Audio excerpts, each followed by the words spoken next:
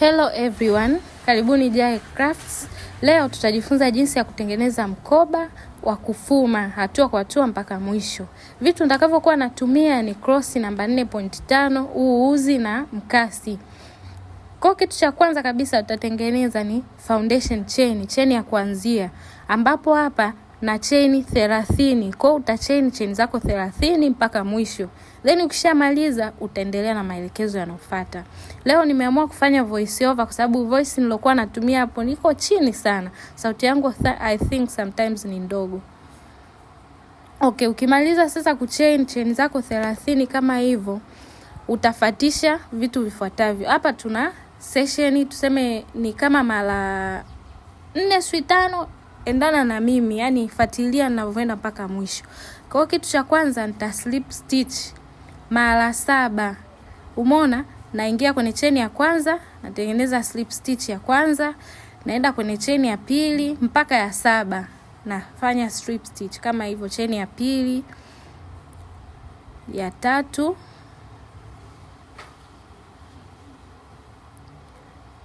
naenda hapo ya 4, ya 5,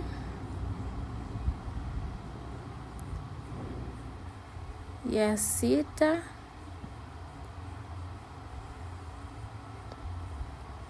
umeona na ya 7.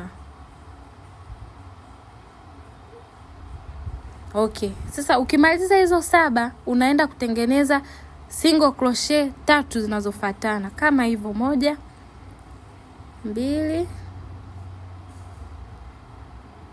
naenda tena ya 3.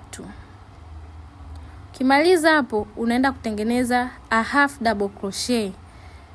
Zenyewe nitatengeneza 4 zinazofuatana.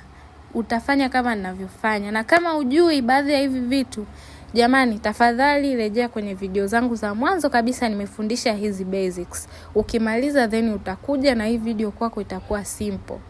Umeona hiyo string ya 3. Kwa hiyo utatengeneza a half double crochet 3 zinazofuatana. 4.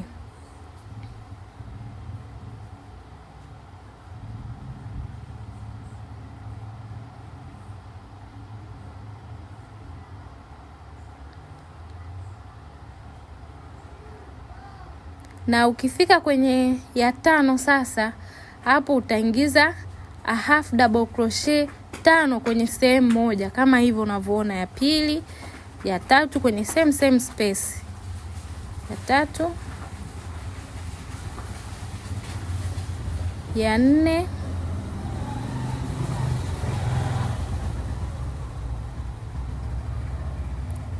then nakuja ya 5 kwenye sehemu hiyo hiyo. Ukimaliza sasa kutengeneza hizo 5, utaenda kuendelea kutengeneza double crochet, a half double crochet 4 kama upande wa pili. Yani tunaenda the same kama upande wa kwanza tulivyoenda. Kwa hapa naanza ya kwanza, ya pili, ya 3 na ya 4.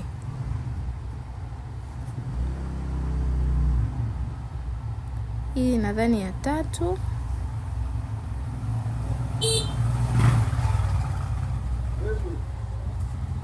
Na ya 4.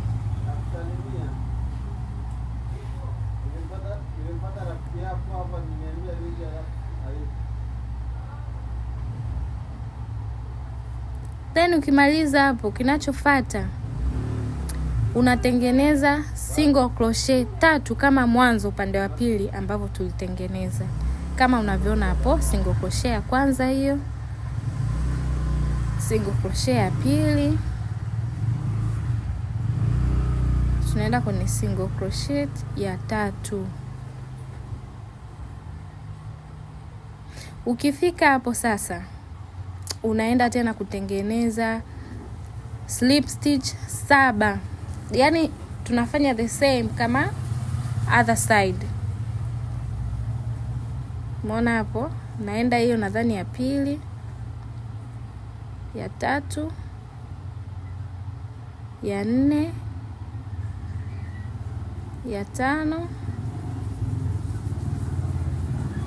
ya 6,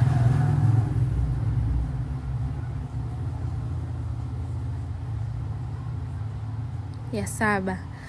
Jamani, ukiwa unatengeneza huu mkoba hakikisha unahesabu.